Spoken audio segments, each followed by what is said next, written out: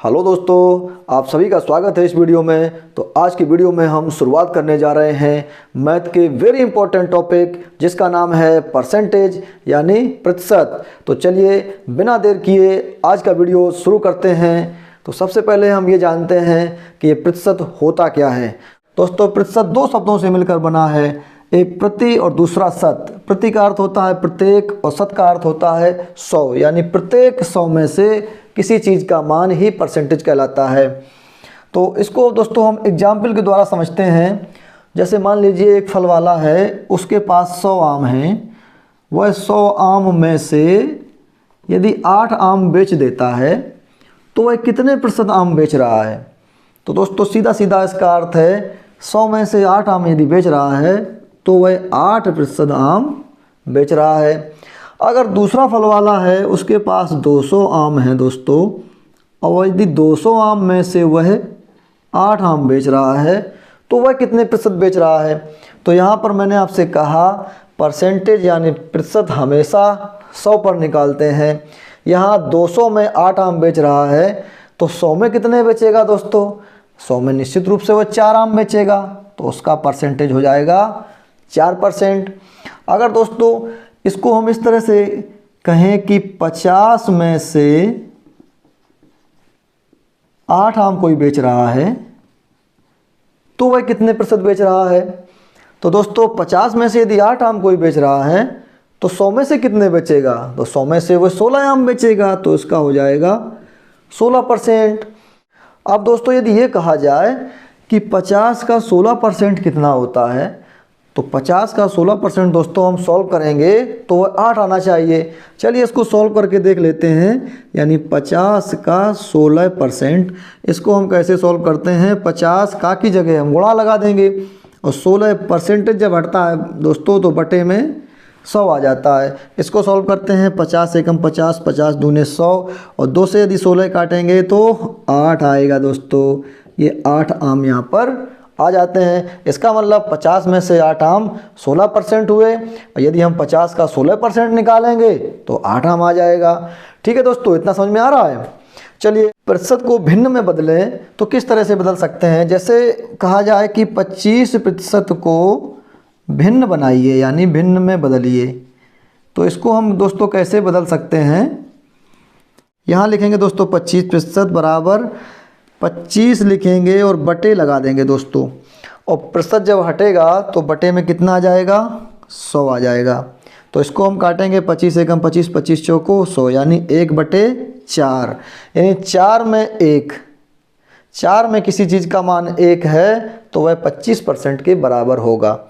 एक next question हम लेते हैं। जैसे मान लीजिए 40% है, इसको हमें भिन्न बनाना है, तो यहाँ पर क्या करेंगे 40 और बटे लगा देंगे, और परसेंटेज दोस्तों जब हटता है तो बटे में 100 आ जाता है। इसको हम सॉल्व कर लेंगे, 0 से 0 काट देंगे, 4 कटेगा 2 से और 10 कटेगा 2 से 5 बार, यानी 2/5। इस तरह से दोस्तों हम परसेंटेज को भिन्न में कन्वर्ट कर लेंगे।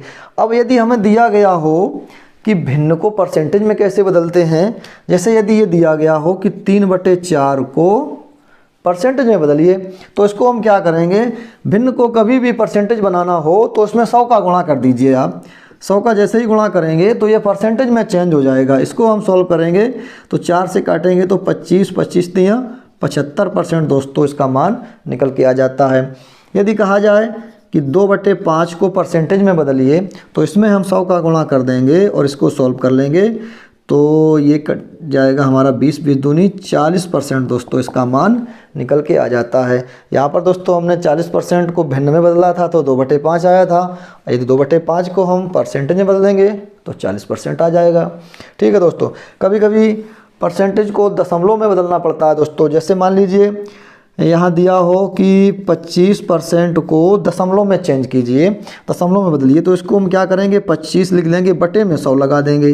अब हम क्या करेंगे 100 का 25 में भाग दे देंगे तो आ जाएगा 0.25।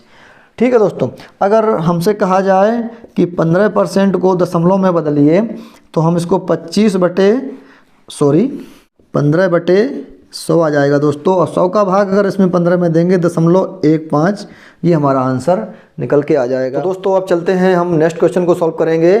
जैसे क्वेश्चन इस तरह से पूछ लिया जाए कि 50 का कितने प्रतिशत 40 है, या इसको घुमाकर इस तरह से भी पूछ सकते हैं कि 40 50 का कितने प्रतिशत है। दोस्तों इस क्वेश्चन को सॉल्व करने के लिए बहुत ही बेहतरीन ट्रिक मैं आपको बता रहा हूँ। हमेशा हम क्या करते हैं कि दो चीज़ों का ध्यान रखिए, अगर का दिया है या से दिया है, यानी ये किसका या किससे, बस ये दो चीज़ें आप ध्यान रख लीजिएगा। ये अगर दिया गया है तो उसका मान हमेशा ही हम बटे में लिखते हैं, ठीक है। चलिए अब इसको हम सॉल्व कर लेते हैं। यहाँ दिया गया है कि 50 का कितने प्रतिशत 40 है, यहाँ दिया है 50 का, तो का वाला मान हमेशा ही बटे में आता है, तो इसमें हम बटे में लिख लेंगे इसको 50 और अंश में लिख देंगे 40 और इसमें गुणा 100 कर देंगे, तो ये हमारा प्रतिशत में बदल जाएगा। तो 50 से 100 काट देंगे तो 2 बार कटेगा, 2 का गुणा करेंगे 40 में तो ये जाएगा 80%, यानी 50 का कितने प्रतिशत 40 है, तो 50 का 80% 40 होता है। इसी तरह क्वेश्चन अगर ये पूछा जाए कि 40 50 का कितने प्रतिशत है, तो मैंने आपसे क्या कहा, 50 का मान हमेशा नीचे आएगा, 40 ऊपर आएगा। इसको हम सॉल्व कर लेंगे इसी तरह से। अब इस क्वेश्चन को सॉल्व करेंगे, 40 का कितने प्रतिशत 50 है, ठीक इसका उल्टा दिया गया है। तो हम यहाँ पर क्या करेंगे, ये लिखा हुआ है 40 का, तो ये 40 आएगा नीचे और बट ऊपर जाएगा दोस्तों 50 और इसमें हम 100 का गुणा कर देंगे, हमारा आंसर निकल आएगा। इस 0 से 0 काट देंगे, 4 से काटेंगे, ये 100 तो कटेगा 25 बार, 25 पंचे 125% दोस्तों आ गया हमारा आंसर, यानी 40 का 125% 50 होता है।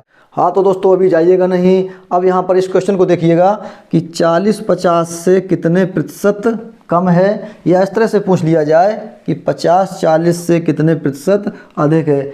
इसको हम सॉल्व करेंगे। यहाँ पर दिया गया है कि 40 50 से कितने प्रतिशत में कम है। दोस्तों सबसे पहले तो हम ये निकालेंगे कि संख्या में कितना कम है, तो यहाँ पर 40 दोस्तों 50 से संख्या में देखा जाए तो 10 कम होता है, तो 10 को ऊपर लिख लेंगे, ठीक है।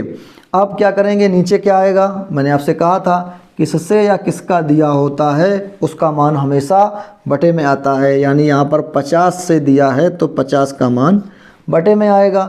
40 से हमें कोई भी मतलब नहीं है, यहाँ गुणा हम 100 लगा देंगे तो हमारा आंसर निकल आएगा। इसको सॉल्व करेंगे, 50 दूनी 100, 2 का गुणा करेंगे 10 में तो आ जाएगा ये हमारा 20%। दोस्तों 40 50 से 20% कम होता है। अब इसी तरह इस क्वेश्चन को हम सॉल्व कर लेंगे कि 50 40 से कितने प्रतिशत अधिक है, तो यहाँ पर भी दोस्तों यही हम टेक्निक यूज करेंगे।